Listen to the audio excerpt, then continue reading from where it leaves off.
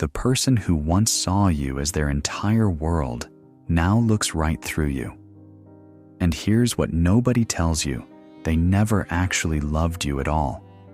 They loved what you reflected back to them, their missing pieces, their hidden hungers, their unhealed wounds. If you keep believing love is about being seen for who you really are, you'll spend your life chasing ghosts. Think about the last time someone fell hard for you. Remember that intoxicating beginning. The way they hung on every word, the way they seemed to get you in ways nobody ever had. And then remember how it shifted, how their adoration slowly curdled into disappointment, how you found yourself walking on eggshells trying to be the person they fell in love with, except you were never that person to begin with. Carl Jung understood something most of us miss. The meeting of two personalities is like the contact of two chemical substances. If there is any reaction, both are transformed. But here's the part that hurts: they weren't reacting to you. They were reacting to their own reflection. You weren't loved as you. You were loved as a mirror. There's a reason you keep attracting the same type of person, and it's not what you think. Meet Olivia. She's 32, works in marketing, describes herself as the responsible one. For years, she wondered why she kept falling for artists, musicians, writers, people who lived like tomorrow didn't exist. She'd be drawn to their spontaneity, their creative chaos, their ability to feel everything so deeply. I thought I loved their passion, she told me, but really, I was hungry for my own. This is the first reason people fall in love with you. You represent what they've abandoned in themselves. Olivia had spent so long being the reliable daughter, the steady employee, the friend everyone could count on, that she'd buried her own creative fire. When she met Jack, a poet who wrote until 3 a.m. and forgot to eat when inspiration struck, she wasn't falling in love with him. She was falling in love with the part of herself she'd lost. This isn't just opposites attract. It's deeper.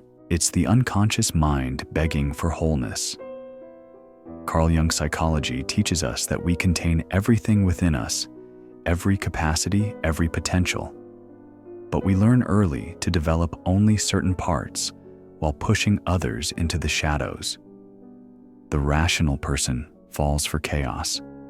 The introvert craves the extrovert's ease. The controlled one is magnetized by wild freedom. It feels like love, but it's actually psychological hunger. And here's where it gets dangerous: when someone falls in love with what you represent rather than who you are, you become responsible for their inner balance.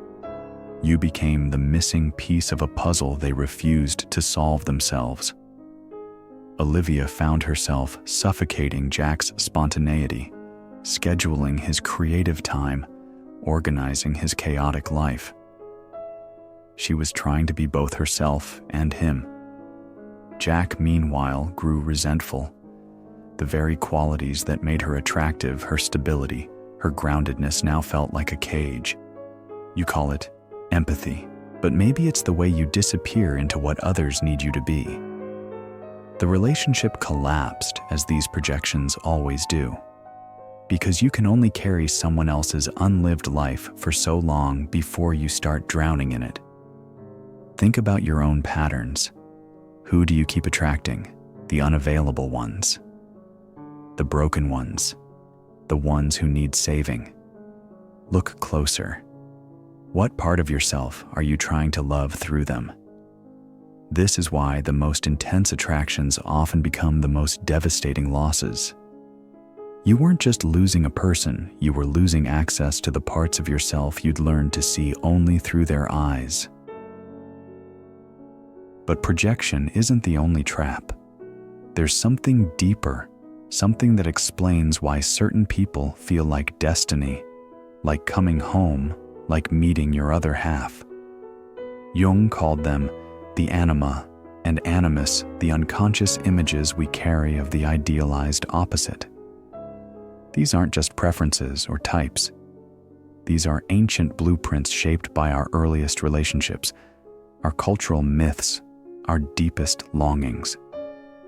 For most men, the anima is formed by the first woman who mattered, usually the mother, but sometimes a sister, grandmother, or early love.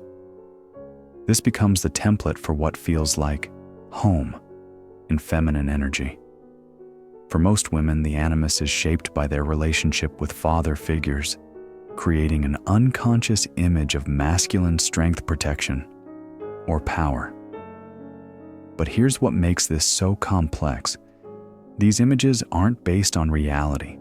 They're based on what we needed, what we feared, what we idealized, what we never had. Let me tell you about David. At 28, he'd been through 3 intense relationships that followed the exact same pattern: instant connection, passionate beginning, gradual disillusionment, bitter end. Each woman was different on the surface, different careers, different backgrounds, different personalities, but they all had something in common. They reminded me of someone, he finally admitted. My mom, but the version of her I wished existed. David's mother had been beautiful, but distant, creative, but unreliable, loving, but emotionally volatile. She would disappear into her art for days, leaving him feeling invisible, then return with such intensity and affection that he'd forgive everything. Every woman he fell for had this same quality: artistic, emotionally intense, slightly untouchable. He was drawn to their depth, their mystery, their ability to make him feel like he was drowning and being saved at the same time. But here's the revelation: David wasn't falling in love with these women. He was falling in love with his anima, the idealized feminine image he'd constructed from his deepest wounds and longings. This is the second reason people fall in love with you. You match their unconscious archetype. When someone meets you and feels that electric recognition, that sense of, I've been looking for you my whole life, they're not responding to your individual essence. They're responding to how perfectly you fit the ancient image they've been carrying. It feels cosmic. It feels like fate.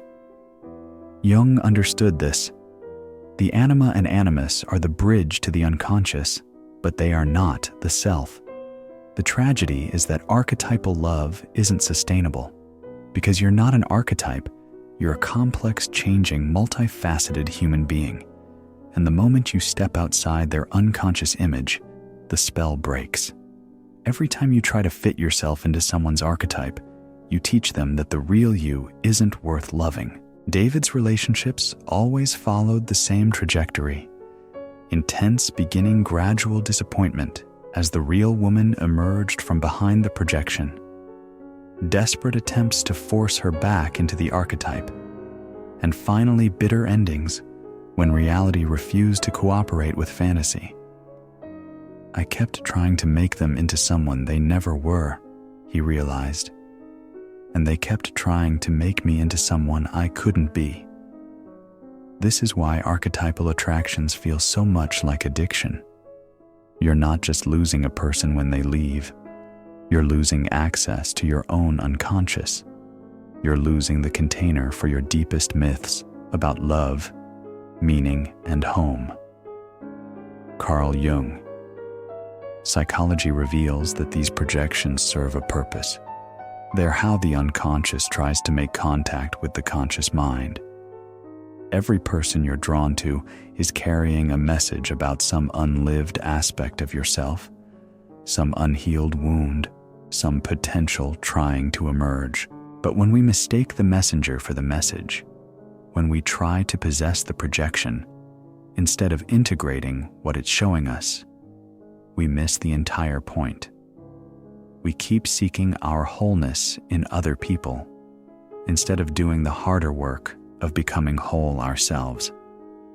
The most painful realization: the person who felt like your soulmate, your destiny, your other half. They were never meant to complete you. They were meant to show you what needs completing in yourself. Here's what no one warns you about: the moment someone stops seeing you as their projection is simultaneously the most painful and the most liberating experience you'll ever have. It's the death of who you thought you were to them and the birth of who you actually are. Olivia's relationship with Jack didn't just end, it shattered with the kind of spectacular destruction that forces you to examine every assumption you've ever held about love, about yourself, about what you actually want versus what you think you should want. After 2 years of her organizing his life and him quietly resenting every well-meaning attempt to bring structure to his creative chaos, they had one of those fights that reveals everything lurking beneath the surface. It started about dishes. It always starts about something insignificant and ended with them screaming truths they'd been avoiding for months. "You're not who I thought you were," Jack said, his voice raw with disappointment and something that sounded almost like grief. "You're not the free spirit I fell for. You're just another person trying to control me, trying to make me into someone I'm not."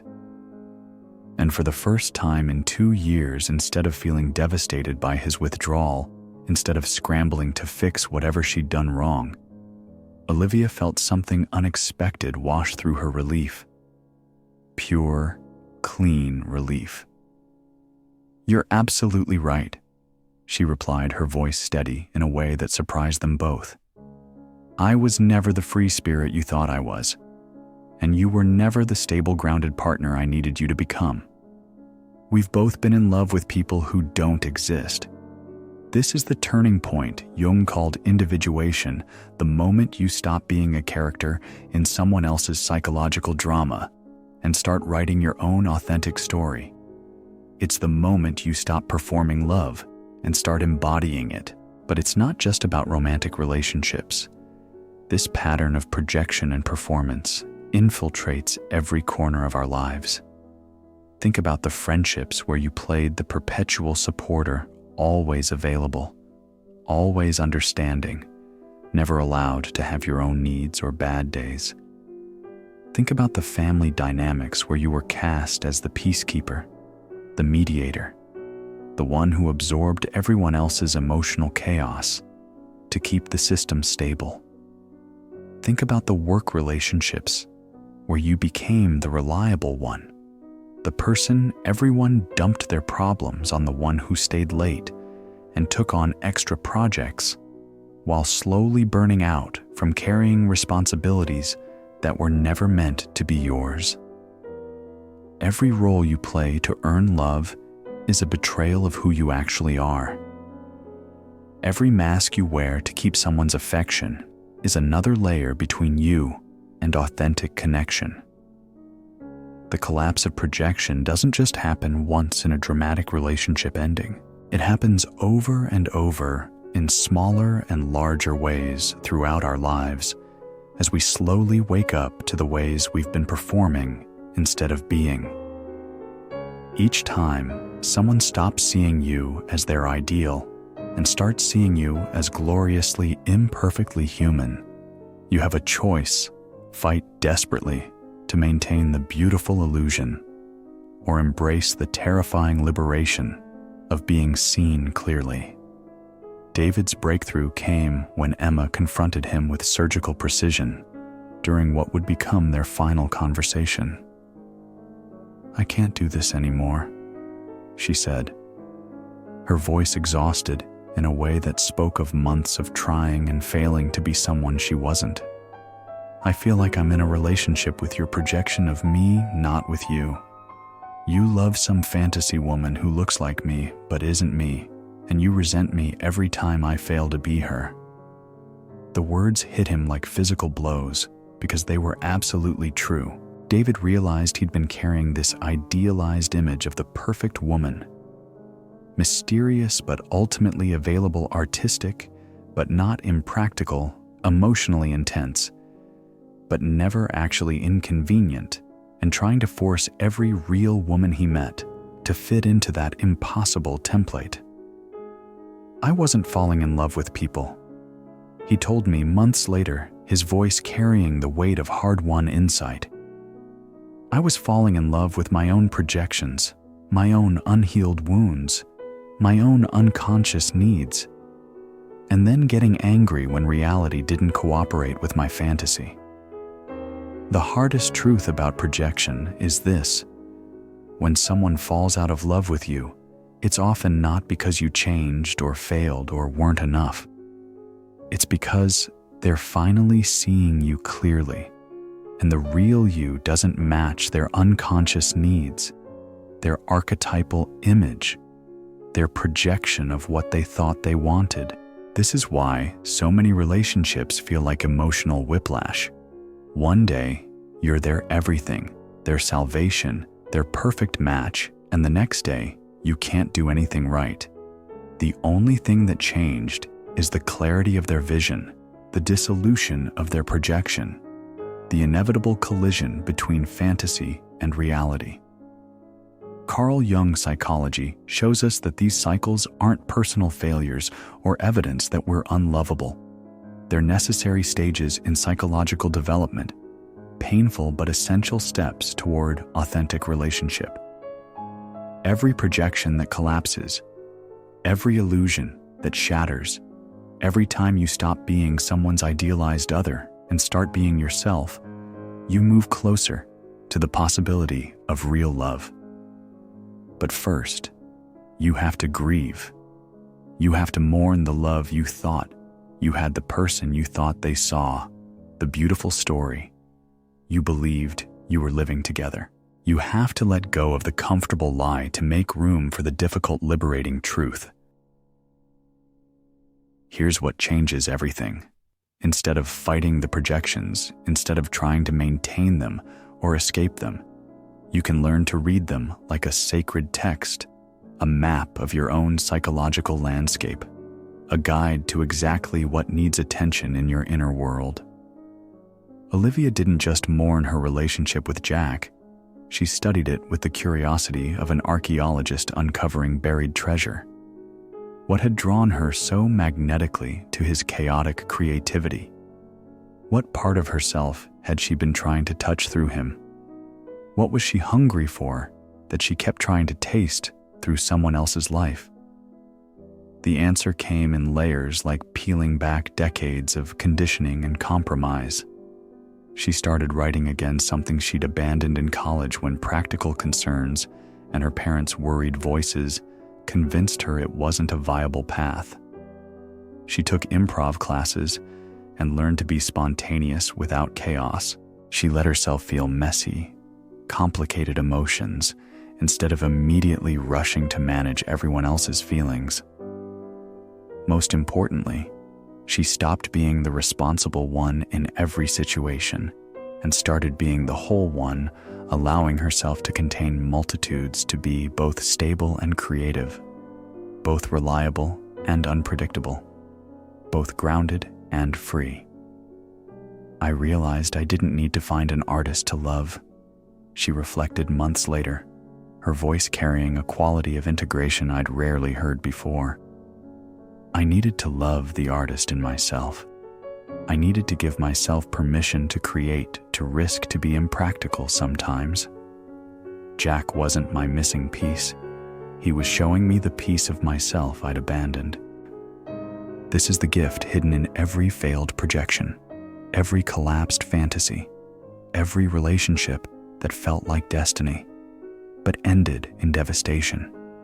It shows you exactly what you've been missing in your own life, exactly what parts of yourself you've rejected or abandoned, exactly what aspects of your own nature are begging for integration.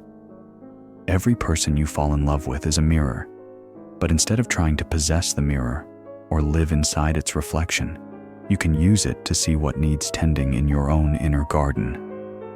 David began asking completely different questions about his romantic patterns. Instead of, "Why do I keep attracting unavailable women?" He asked, "What am I avoiding in myself that makes unavailability feel safe, familiar, like home?" The answer was more complex than he'd expected. His mother's inconsistent love had taught him that emotional safety came from distance, that the most beautiful things were always slightly out of reach, that love was something you had to earn through perfect behavior rather than something you deserved simply by existing. He was attracted to unavailable women because they felt familiar and because their unavailability meant he never had to risk being fully seen, fully known, fully vulnerable. As long as he was chasing someone who couldn't really see him, he was safe from the terror of being truly known and potentially rejected for who he actually was. Stop being the canvas for others' unfinished paintings. Stop being the mirror for their unlived dreams. Start becoming your own masterpiece. When you integrate what the projection was showing you, when you reclaim the parts of yourself you'd been seeking in others, something miraculous happens. You stop needing to find those qualities in other people because you're no longer hungry for what you already contain.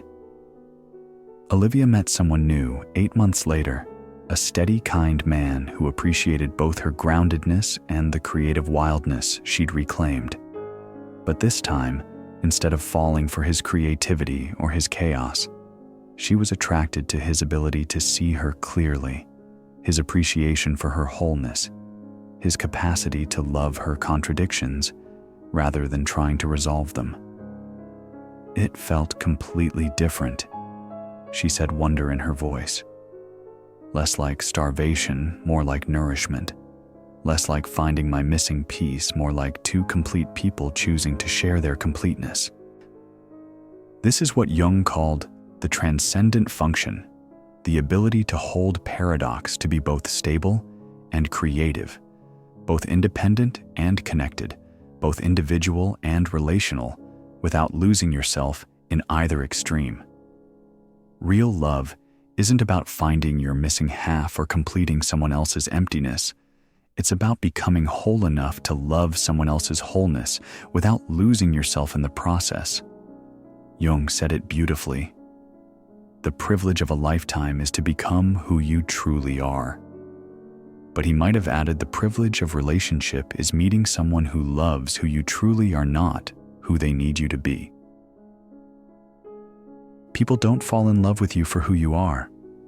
They fall in love with what you reflect and what you awaken, their missing pieces, their ancient longings, their unconscious archetypal needs, their buried wounds, seeking healing through your convenient presence.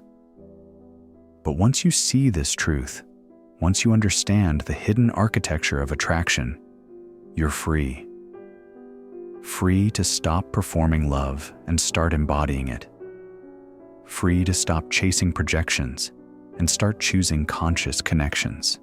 Free to stop being someone's idealized other and start being your authentic self.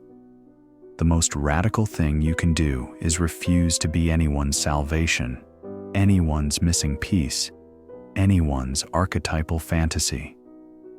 The most loving thing you can do is show up as you are, complete, complex, gloriously imperfect, and invite them to do the same. Carl Jung's psychology teaches us that individuation, becoming who you truly are beneath all the roles and masks and projections, is the foundation of all authentic love. When you stop trying to complete others and focus on completing yourself, when you stop filling their psychological gaps and start honoring your own fullness, you naturally attract people who love you for your wholeness, not your willingness to disappear into their needs. Real love begins the moment you stop performing and start being. The moment you stop filling their projections and start honoring your own authentic nature. The moment you stop trying to earn love through self-abandonment and start offering love from a place of self-possession. Your journey toward authentic love starts with seeing yourself clearly, loving yourself completely, and refusing to shrink for anyone's comfort or expand for anyone's needs. If this journey of psychological awakening resonates with your soul, share your story in the comments below. Your breakthrough might be exactly what someone else needs to hear today to begin their own journey home to themselves.